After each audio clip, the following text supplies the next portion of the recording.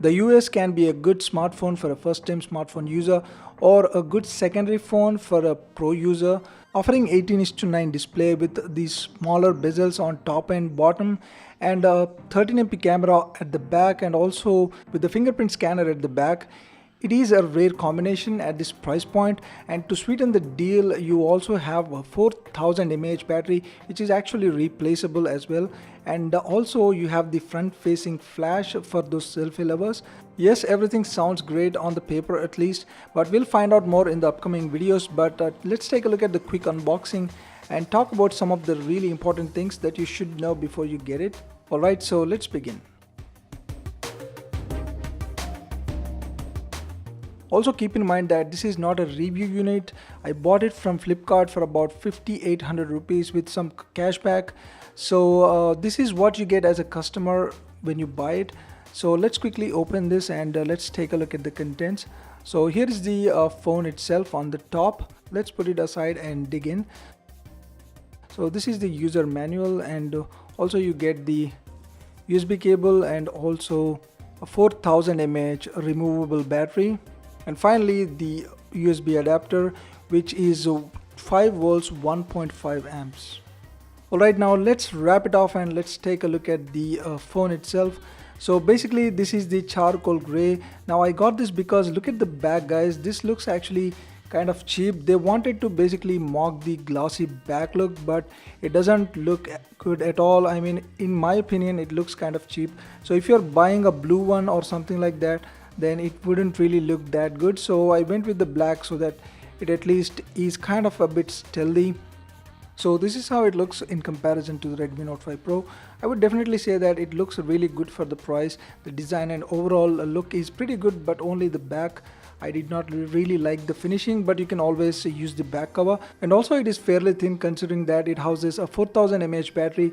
So that's pretty cool. So on the back you will find two SIM card slots, which are, I believe, nano SIM type, and also you have the micro SD card slot as well. And the good thing is they have already pre-applied a tempered glass. As you can see, it's pretty good, saves a few $100 and also some effort. And also you have the 5MP camera with flash, as you can see, so that is pretty cool as well. On the back we have a 13MP camera with flash and also the fingerprint scanner, which we are going to test it in a bit. On top you have the 3.5mm audio port as well, which is pretty cool these days. And on the bottom you will find the microphone and also the micro USB charging port, and on the left side you will find the volume buttons and power button, which are not too bad. If you ask me, they are not that cheap. And on the bottom below you will see the speakers and the U branding as well. Alright, so let's put it up and set it up. So basically I cut forward, and as you can see here, this is something called the steroid launcher, and the whole thing actually looks close to stock Android, which is pretty good. So here are the details of the CPU, GPU and also the RAM, and also it is running on the Android 8.1 with the August patch, as you can see. So that is really good as well. So as you can see, you get about 10 GB free space out of the 16 GB, and here are the details of the storage. And I hardly installed one app, which is the CPU-Z, just to test out the sensors and the other stuff, and the system is taking about 4.1 GB or something. And also here are the details again in the CPU-Z that you can see, and also there are only couple of sensors as per the CPU-Z, so pretty much you are missing out on a lot of sensors, but it is understandable at this price point. And also there is face unlock, and here are some of the options that you can enable or tweak, and let me show you how it works. So basically it's working pretty good in good lighting conditions, but it does take kind of a second or so in order to unlock it. It's not super fast like some of the other more expensive smartphones, but it does work, and as you can see it does take a second or so. And also I tried the fingerprint scanner, and the accuracy is pretty good, but again it takes a second or so in order to unlock.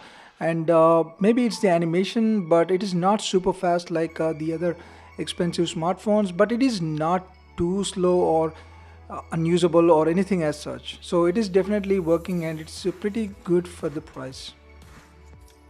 The camera captures some decent images in the good lighting conditions. So here are some of the samples, and it also has the EIS, electronic image stabilization, in the video, so that I'm going to test and everything in the upcoming videos as well.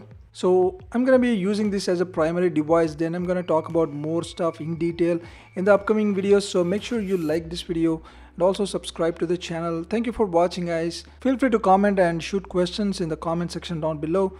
I'll see you soon.